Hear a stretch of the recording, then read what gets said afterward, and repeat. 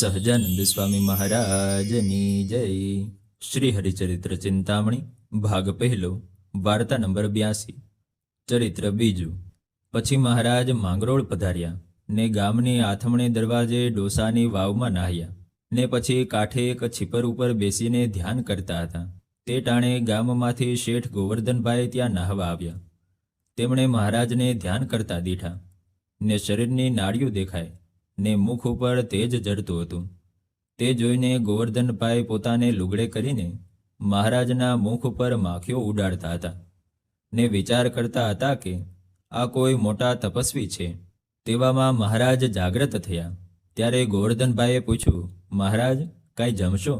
ત્યારે મહારાજ કહે, હા, કાંઈ તૈયાર હોય તો જમીએ। પછી ગોવર્ધનભાઈ કહે, ચાલો મહારાજ, મારે ઘેર બધું તૈયાર છે।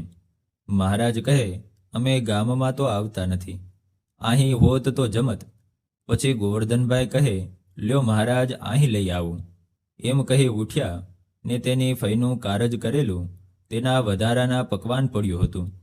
તેમાંથી શેર એકને આશરે લીધું ને શેર એક ગાંઠિયા કંદોઈની દુકાનેથી લીધા। તે લાવીને મહારાજને આપ્યું। તે મહારાજ જમવા બેઠા ને તે ગ્રાસ પકવાન જમ્યા।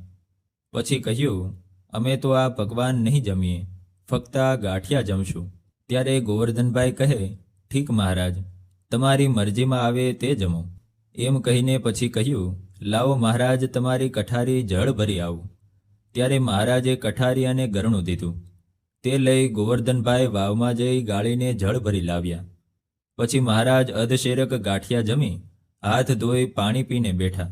ત્યાં ગોવર્ધનભાઈને સંકલ્પ થવા માંડ્યા જે આ મોટા પુરુષ છે તે મારી ફઈનો ઉદ્ધાર કરે તો ઠીક। તે વખતે મહારાજ બોલ્યા જે, કેમ શેઠ, તમને શું સંકલ્પ થાય છે?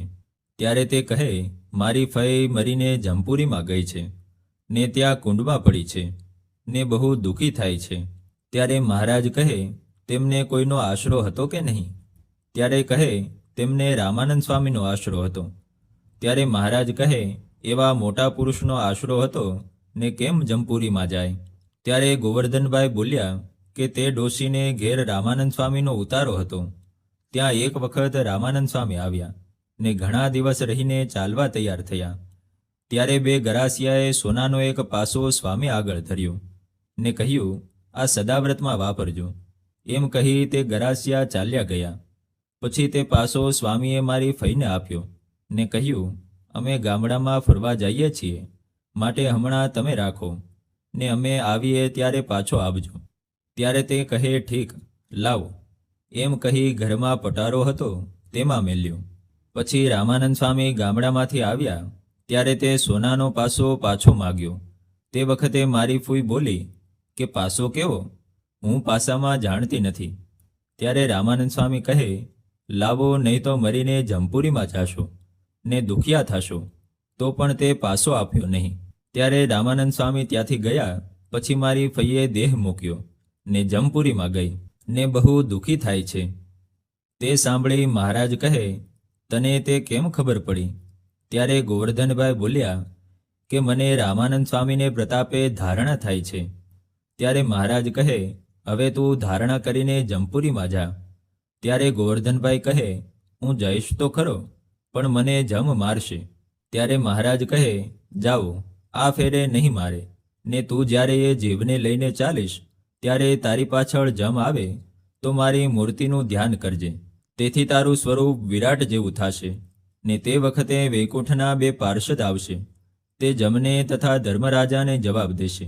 પછી ગોવર્ધનભાઈ ધારણા કરીને જમપુરીમાં ગયા ને ત્યાંથી તેમની ફઈના જીવને લઈને ચાલ્યા। ત્યારે તેની પાછળ જમ દોડ્યા એટલે ગોવર્ધનભાઈએ મહારાજની મૂર્તિનું ધ્યાન કર્યું। તેથી તેનું શરીર વિરાટના જેવું થયું। તે જોઈને બધાએ જમ ડરીને ધર્મરાજા પાસે ગયા ને કહ્યું, આપણી જમપુરીમાં કાંઈક કૌતુક થયું છે। ત્યારે ધર્મરાજા તે જોવાને આવ્યા। તેવામાં ત્યાં વૈકુંઠના બે પાર્ષદ આવ્યા। તેને ધર્મરાજાએ દીઠા એટલે ધર્મરાજાએ તેમને પૂછ્યું, આ શું છે?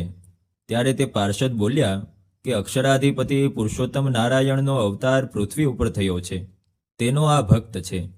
ત્યારે ધર્મરાજા કહે, શું પુરુષોત્તમ નારાયણનો અવતાર થયો? ત્યારે કહે, હા। પછી ધર્મરાજાએ જમને કહ્યું, એને જીવને લઈ જવા દિયો. પછી ગોવર્ધનભાઈ, તેની ફઈ અને 2 પાર્ષદ એ ચારેય મહારાજ પાસે આવ્યા ને પગે લાગીને બેઠા. ત્યારે મહારાજે પાર્ષદને કહ્યું, આ બાઈના જીવને બદ્રિકાશ્રમમાં મૂકી આવો. પછી પાર્ષદ તે જીવને મૂકવા ગયા. પછી મહારાજે ગોવર્ધનભાઈને કહ્યું, કેમ હવે તારો સંકલ્પ પૂરો થયો? હા મહારાજ, આપને પ્રતાપે પૂરો થયો. પછી મહારાજે કહ્યું, હવે તમારે ઘર જાઓ. ત્યારે ગોવર્ધનભાઈ કહે, તમે મારે ઘેર ચાલો ને ત્યાં રાત્રિ રહો. ત્યારે મહારાજ કહે, અમે ગામમાં નહીં આવીએ.